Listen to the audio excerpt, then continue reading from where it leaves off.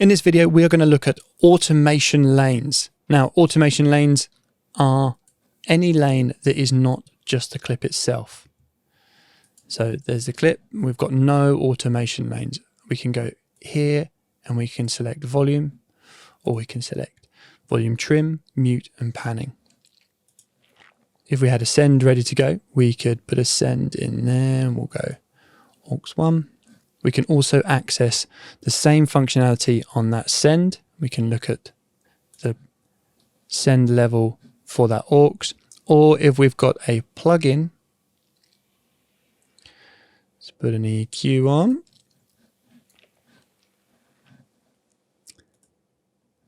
And we automate. To turn all the automation on a plugin is we Control, Alt and Command, or Windows, Alt and Control, and click this little button here for automation, and that will turn everything green. You can click this window and you can see all the things that you can automate. So we'll go into automation later, but I just wanted to show you this.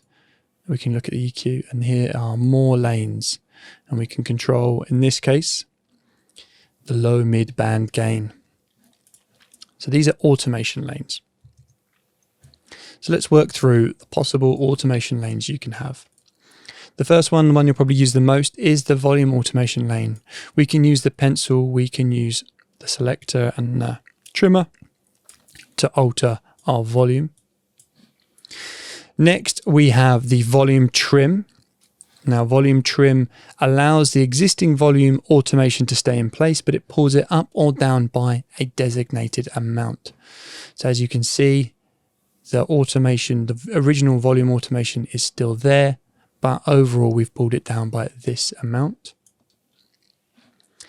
This is super helpful if you've spent a long time sort of working your way through doing careful automation, or it's a bit loud there. You've worked your way through and then you realize actually this is far too loud for the broadcast medium it's going on. I just need to pull that down by a certain amount. I can make that selection, or I can just select the whole clip and just pull it down, and you see it pulls that automation all the way down. So that's volume trim. If you want to know if you've got volume trim on, if you go back into your volume lane, easily accessed by the minus sign, you can see the yellow trim is active, and you can see the amount that is different from the volume automation, and you can see this faint blue line mirroring the original volume automation. Now, if I make a change to that, you'll see it's reflected there as well, but the trim has stayed the same. To get rid of that, we can go back into trim and we can put the trim back to normal, back to 0. There we are. Back out, and all of that yellow line and ghosting line, they're all gone. So any effect you do to that trim lane, you will see it in the normal volume lane. Next we have pan, and we've looked at pan a little bit. And we can choose, on a mono track, we can go left or right, and then we've got the same for a stereo track, but each track has its own automation lane for panning left or right.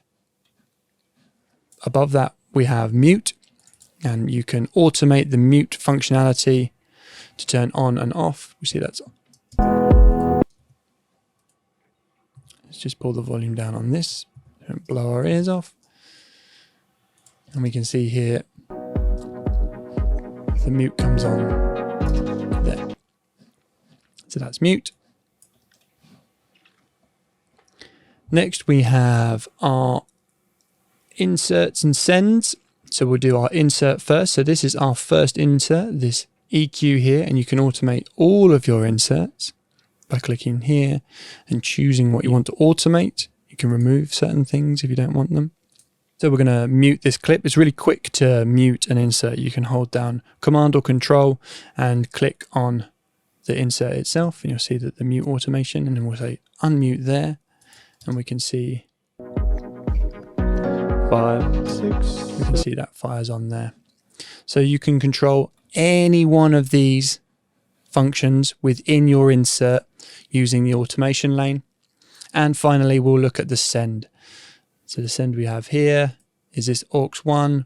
We can choose how much it goes in, like so. As we approach this, we'll see the fader go up. 5, 6. So that is automation lanes.